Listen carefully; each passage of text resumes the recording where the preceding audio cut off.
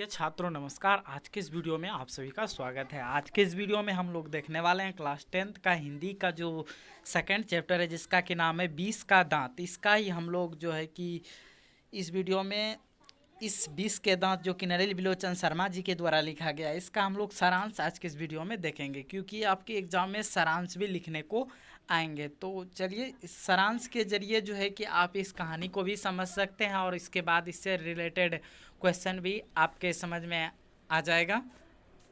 और आप लोग इससे पहले का वीडियो नहीं देखे हैं तो हमारे चैनल के प्लेलिस्ट पे जाके देख सकते हैं।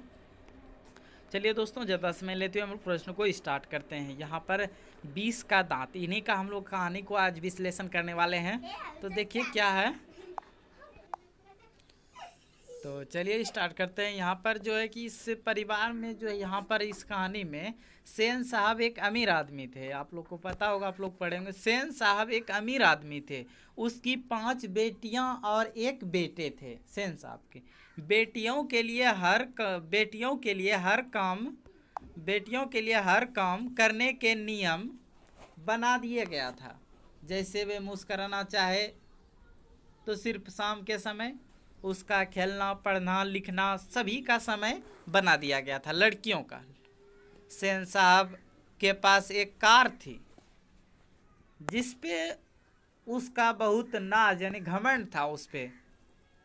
अगर उस कार पर थोड़ा भी गंदा लग जाता तो क्लीनर और सोफर, यानी सोफर क्या होता है, सफाई करने वाला जो, और ड्राइवर उसी को बोलते हैं। सोफर शब्द का अर्थ क्या होता है आपके एग्जाम में आएगा, तो ड्राइवर होता है।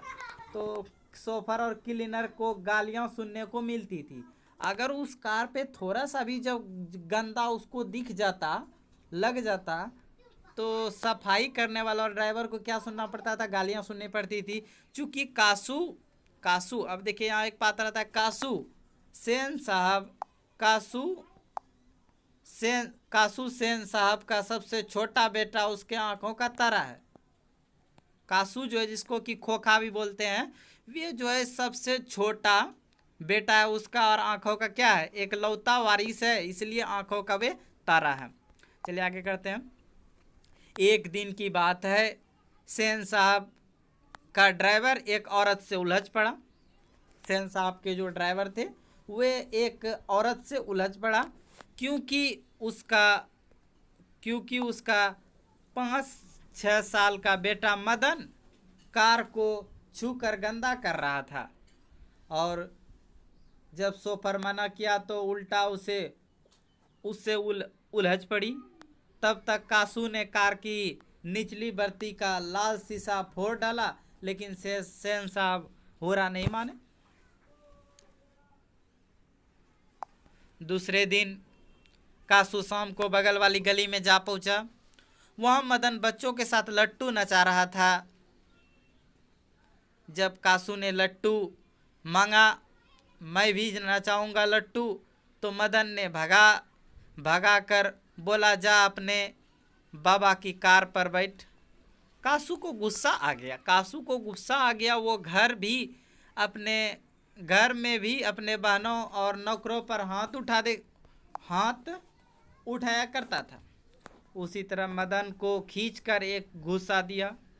मदन भी कासू पर टूट पड़ा और उसकी 2 दांत तोड़ डाले।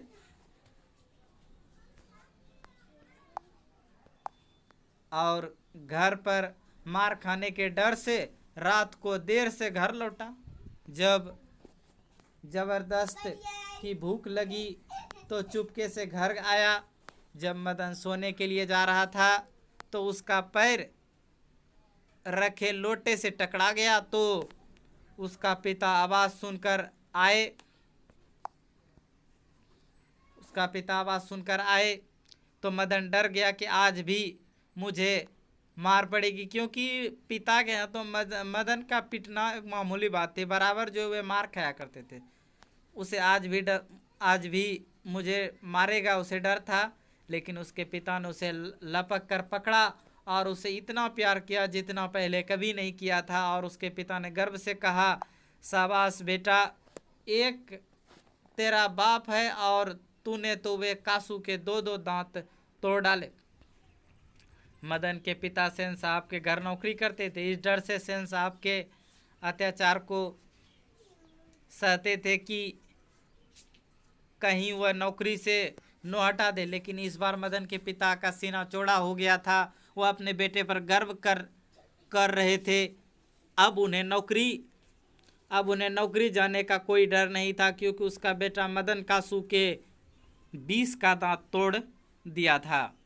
यह है 20 के दांत कहानी, जिसके द्वारा कहानीकार ने अमीरों की गरीबी पर अत्याचार करना, अमीर आदमी जो गरीब व्यक्ति पे अत्याचार करते हैं और गरीब भी सहन करते करते उसका उचित जवाब देते हैं।